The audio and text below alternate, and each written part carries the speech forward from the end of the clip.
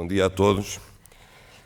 Esta é uma rara ocasião em que aquilo que a audiência se pergunta é exatamente o mesmo que o orador se pergunta. Neste caso, o que é que eu faço aqui? De facto, e depois de ter assistido ao orador anterior e aos de ontem, alguns deles, constato a minha absoluta e total ignorância na matéria da tauromaquia. E mesmo quando às vezes julgo perceber, não percebo. É apenas uma ilusão que eu tenho e tento aprender com algumas coisas que vejo e ouço por aí. Por exemplo, aprendi com o Hemingway na Fiesta que o bom toureiro não é o que se encosta ao touro depois de terem passado os cornos, mas o que está lá quieto e o touro passa perto. Aprendi ontem na palestra do professor Fernando Gil, que se distingue um touro manso de um bravo, porque o touro manso, quando é banderilhado, desata a escociar e a urrar, e aprende assim umas coisas com as quais às vezes julgo saber alguma coisa para constatar que, de facto, não sei nada. Portanto, a minha presença aqui é basicamente um erro de casting. Mas como estou há 2 dias a enfardar, a comer e a beber à conta do Fórum Mundial da Tauromaquia, e tenho desfrutado da hospitalidade terceirense incomparável e da beleza destes bocados de lua caídos ao mar a que chamaram Açores, eu achei que tinha que dizer alguma coisa em troca, para além do, obviamente, muito obrigado. Suponho que a razão única pela qual me terão convidado para estar aqui é pelo facto de eu, vindo de fora, ter defendido o mundo da Festa Brava quando começaram a atacá-lo. E comecei a fazê-lo justamente quando se pôs a questão dos touros de morte em Barrancos. E eu tinha conhecido Barrancos, achei notável que os barrancanhos tenham optado por permanecer portugueses e não espanhóis, sem ofensa para os nossos amigos espanhóis, mas porque é tão ténue a fronteira cultural entre eles que é notável que eles tenham permanecido portugueses sem abdicar de tradições transfronteiriças, entre as quais os touros de morte. E achei aquilo uma violência que uma elite, supostamente elite urbana, resolvesse ensinar aos de Barrancos o que é que eles deviam fazer ou não deviam fazer nas suas festas populares com os touros. Ora, se de facto o motivo único, como eu suponho, foi convidarem por ter defendido a Festa Brava, e muito embora eu agradeça muito este convite, escusavam de se ter incomodado, porque podem contar comigo no futuro para continuar a defendê-la. E defendo-a por várias razões. Primeiro, porque o politicamente correto me faz instintivamente urticária. Faz-me chegar a mostrar do nariz, mesmo quando acontece que os politicamente corretos defendam causas com as quais eu também concordo, porque às vezes também acontece isso. Eu aceito discutir com qualquer opinião ou posição sobre qualquer assunto, por mais diferentes que elas possam ser das minhas ou mais coincidentes. Se quiserem discutir a proibição das touradas, eu discuto. Se quiserem discutir a proibição da caça, eu discuto. Se quiserem proibir os bois de acasalarem com as vacas, eu discuto. Se quiserem impor a prioridade dos animais de companhia nos transportes públicos, como já tentaram, eu discuto. Agora, só não aceito discutir com os que se colocam numa autodesignada posição de superioridade moral, em que não querem convencer, mas apenas vencer, não querem discutir ideias diferentes, mas apenas impor as suas. Está escrito lá em cima, no segundo andar, num muro de uma escola, uma frase que é: não faz mal ser diferente. Esta frase faz parte de um projeto chamado Equal, o qual visa, obviamente, fazer respeitar as diferenças entre minorias. E essas diferenças que devem ser respeitadas não são apenas as das minorias sexuais ou étnicas, são também as de minorias culturais, entre as quais se inclui o mundo da Festa Brava. Em segundo lugar, a razão por que eu defendo as touradas é talvez porque também instintivamente ou por formação jornalística, tudo aquilo que me é alheio desperta-me a curiosidade e a vontade de tentar entender, não a vontade de tentar proibir. Ora, apesar da minha ignorância na matéria, aquilo que eu constato é que há séculos que aqui, Em Espanha, depois em França, no México e noutros países da América Latina, a festa brava move multidões e ocupa milhares que dela se ocupam. Há séculos que as touradas são motivo de literatura e de pintura, mas também uma ocupação para filósofos, sociólogos, jornalistas, cineastas. Uma vez que não estamos a falar do mundo dos antropófagos do Bornel, nem de outra estirpe de selvagens primitivos, tidos como tal, alguma coisa há de haver então, de importante, de marcante, de diferente e de fascinante na festa brava que contamina toda esta gente. E isso desperta-me, como eu disse, a curiosidade de tentar saber mais. Em terceiro lugar, acontece que algumas das melhores passagens da literatura deveram-se ao mundo das touradas. Algumas das melhores obras da pintura universal até aos dias de hoje inspiraram-se nas touradas ou tentaram reproduzi-las. Algumas das melhores fotografias foram feitas na arena, ao sol ou à sombra. E algumas das mais bonitas obras da arquitetura de todos os tempos são praças de touros. Finalmente, a última razão... Não é finalmente. E não admira que isto seja assim, que o mundo da festa brava tenha inspirado tantos artistas, tanta gente, porque a tourada é um espetáculo lindo, grandioso de beleza. Ponham qualquer criança ainda não contaminada pelo politicamente correto a ver uma tourada e ela ficará fascinada, como eu fiquei, e ainda a TV era preto e branco. Ficará fascinada com as cores, com as luzes, com o movimento da cena, com os cavalos e com os touros, com os cavaleiros, os espadas, os forcados. E levem essa criança a uma praça de touros e poderão até ouvir o coração dela a disparar com a emoção que está no ar, com a consistência da areia da arena, com o brilho dos trajes de luzes, com o perigo, com o duelo. Até mesmo, se calhar, com aquilo que eu, vou-me desculpar, acho mais fraco da tourada, que é a música tauromáquica. A palavra proibir é a mais perigosa do dicionário. Devia ser proibido proibir o que não se entende, e apenas porque não se entende e não se partilha. Mas, acima de tudo, devia ser proibido sequer ousar tentar proibir a beleza daquilo que não se entende. A última razão porque eu defendo as touradas é porque o mundo taurino, a festa de touros, não se representa apenas a si próprio, nem é apenas uma tradição que arrasta consigo séculos de lendas e de histórias. O mundo taurino representa muito mais do que isso e, muito mais importante, representa a ligação milenar do homem com o campo e com a natureza. Não é por acaso que nas antigas pinturas rupestres tantas vezes vemos o touro e o homem em frente. Esta ligação ao campo e à natureza, num país como Portugal, cujo maior problema é o despovoamento do interior, o abandono dos campos, a agonia de aldeias, vilas e pequenas cidades, longe do centro político e económico, é absolutamente essencial que se mantenha.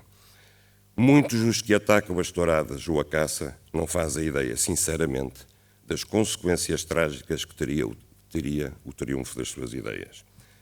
Não nas cidades onde vivem e cuja cultura é a única que entendem e que têm, mas no campo, no interior, num mundo que de todo ignoram, mas que não apenas tem o direito de continuar a existir, como é essencial que continue a existir.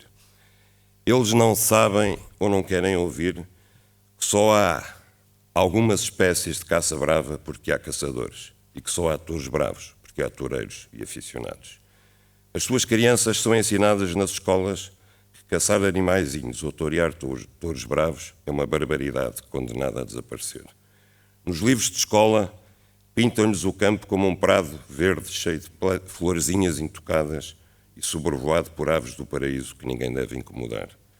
Mas ninguém lhes ensina, e acreditam que deviam, que os frangos não nascem no supermercado já depenados, que as alfaces não crescem embaladas em plástico e que entre um melão e uma maçã, um deles não nasce na árvore. Tudo isto foi aquilo que me levou, não direi engajar-me, porque é uma palavra muito forte, mas a alinhar-me ao lado daqueles que defendem a continuação da tauromarquia contra a força terrível que eu sei que tem o preconceito e a invocada superioridade moral daqueles que, à falta de melhores causas, acham que a coragem cívica é perseguir as minorias que não partilham os mesmos valores de vida. Este é um combate contra o politicamente correto. E, para além dele ser essencial, é também um combate contra o ridículo.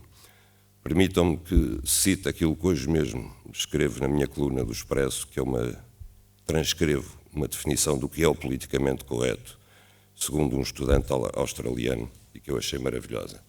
Politicamente correto é uma teoria inventada por uma minoria pseudo-intelectual designada como tal e rapidamente absorvida por toda a imprensa e que consiste em tentar fazer-nos acreditar que é inteiramente possível pegar de um bocado de merda pelo lado limpo.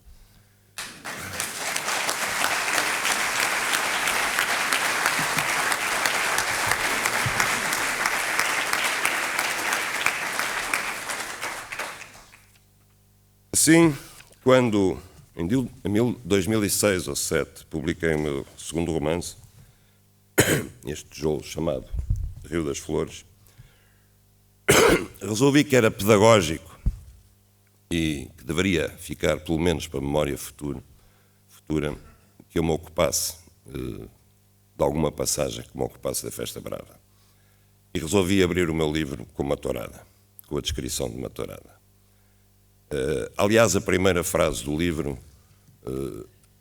presta também homenagem, é uma coisa que eu faço algumas vezes, prestar homenagem a coisas de grandes escritores que eu admirei muito ao longo da minha vida, reproduzindo ou tentando reproduzir mais ou menos coisas que eles escreveram ou tentando começar os livros como eles começaram. Neste caso, quis homenagear o Federico García Lorca, que era um grande aficionado e que tem um poema que vem no Romancero Gitano, que começa assim: Antonio Torres Heredia, hijo y nieto de Camborios, com a vara de Nimbres se vai a Sevilha ver los toros. Quis também homenagear o início do 100 anos de solidão do Garcia Marques, que começa com a frase: muitos anos mais tarde, diante do pelotão de fuzilamento, José Arcádio Buendia haveria de lembrar-se do dia em que o pai o levou a ver o gelo. E assim comecei o Rio das Flores com esta frase: Diogo Ascêncio Cortes Ribera Flores, conforme constava do seu registro de batismo, tinha 15 anos de idade quando o pai o levou pela primeira vez a ver uma tourada. Foram a Sevilha, na abertura da Féria de São Miguel, a feira de setembro de 1915, touros de Santa Coloma, cartaz com José Gómez Ortega, dito Joselito El Galo, e Juan Belmonte. E depois tive a ousadia de tentar descrever esta tourada acontecida há 100 anos atrás. Como devem calcular, partindo do zero, de uma absoluta ignorância, não foi uma tarefa fácil, mas porque isto me atraía e me fascinava, eu achei que devia levá-la avante. Fui ver a Maestranza de Sevilha, tentei imaginar o que é que seria 100 anos atrás uma tourada em Sevilha. Li tudo o que consegui encontrar sobre o estilo torear de Belmonte e de Joselito El Galo. Não consegui encontrar a descrição exatamente do que se passou nesta tourada, mas só algumas coisas. E a partir daí tentei reproduzir do que tinha lido os lances da própria tourada. Não vos vou amassar lendo muito, mas porque esta noite este Fórum Mundial Tauromaquia vai também homenagear o Belmonte nos 100 anos da sua tomada, da sua alternativa, vou-vos ler só o final da descrição da tourada, a página 35. A descrição do final. O segundo touro, Belmonte recebeu estático, a meio da praça, nos médios, depois de o ter observado a investir sobre a capa dos espadas da sua quadrilha. Vinha forte e carregado de vida, vinha desembalado, com uma fúria que nada parecia capaz de travar. Mas ele não se mexeu quando o touro investiu pela primeira vez para a sua Verónica. Por cima do ombro viu seguir em frente com o balanço que levava e então rodou lentamente sobre os calcanhares, sem sair da mesma posição, e voltou a citá-lo. Deixou que ele invadisse os seus terrenos. Deixou que o seu corno lhe passasse a centímetros do corpo, sempre sem se mexer, e voltou a fazer o mesmo, por largas, meias verónicas e quebras de joelhos, até que ele percebesse quem mandava ali, no meio da praça. Depois retirou-se para as tábuas, ficando a assistir à sorte das bandeirilhas. Quando o touro ficou sozinho no centro da praça, castigado, mas altivo, Juan Belmonte afastou-se das tábuas, deu uns passos em frente e, com um gesto circular da mão, dedicou o terceiro tércio que seria a seguir a toda a assistência.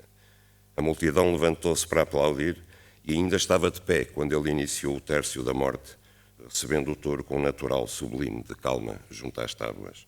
E por aí se quedou longo tempo, alternando naturais com derechaços e depois com trincheiras, da direita para a esquerda. No fim matou recibiendo, com a mão direita segurando a espada, encostada ao peito e o touro carregando sobre si. Mas estava escrito que aquela tarde seria de Joselito El Galo.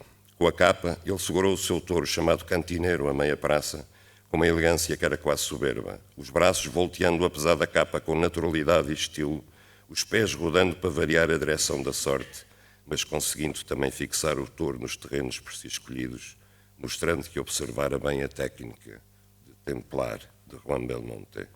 Mas com a muleta ele arrasou o cantineiro, massacrou-o com naturais e passos de peito, trouxe-o literalmente à mão até onde queria, preparou-o, como num ritual, para uma morte grandiosa, de tal sorte que no fim de tudo parecia ser o próprio touro a suplicar que o matasse. Mas antes disso, Joselito pôs um joelho no chão e chamou o touro para que passasse rente à sua cabeça em 2 derechaços suaves, primeiro de frente e depois de costas. Por fim, com aquele monstro negro completamente humilhado à sua frente, vencido e atordoado pelos gritos da multidão de pé, ele sacou o estoque da capa e parou o hirto a contemplar o adversário, a espada caída ao longo do corpo, com a ponta assente no chão. Fez-se um silêncio impressionante na praça. Um silêncio de morte, pensou Diogo. Virgem da Macarena, que o mate de um só golpe, murmurou Manuel Custódio entre dentes. Joselito apontou o estoque ao cantineiro. Falou-lhe qualquer coisa que nem Diogo nem ninguém em toda a praça conseguiu ouvir. Fez um gesto com a mão esquerda, como que ia despedir-se dele, e quando avançou direito ao touro, este avançou também direito à morte. Encontraram-se a meio caminho. Como diziam os aficionados, o cantineiro morreu ao encontro, e nessa tarde memorável de setembro, Joselito El Galo, filho, neto e irmão de toureiros, filho, neto e bisneto de sevilhanos, andaluz tão claro e rico de aventura, tornou-se o primeiro toureiro de sempre a quem a praça concedeu, em homenagem à sua fantástica lide, a orelha do seu adversário. Ele e Juan Belmonte saíram ambos nesse final de tarde pela porta do Príncipe da Meia Estranza, levados em ombros pela gente da rua, que tinha poupado durante meses para poder assistir a esse dia glorioso. Queria só dizer aqui uma frase que vocês conhecerão do Belmonte, com certeza. Ele tinha um grande admirador, que era o filósofo Ramón Valle-Inclán, e ele gostava tanto do toureio do Belmonte que um dia lhe disse assim: Juan, tu és tão bom toureiro que só te falta uma coisa, morrer na arena. E o Belmonte respondeu: se hará lo que se pueda, Dom Ramón. Muito obrigado pelo convite e pela vossa atenção.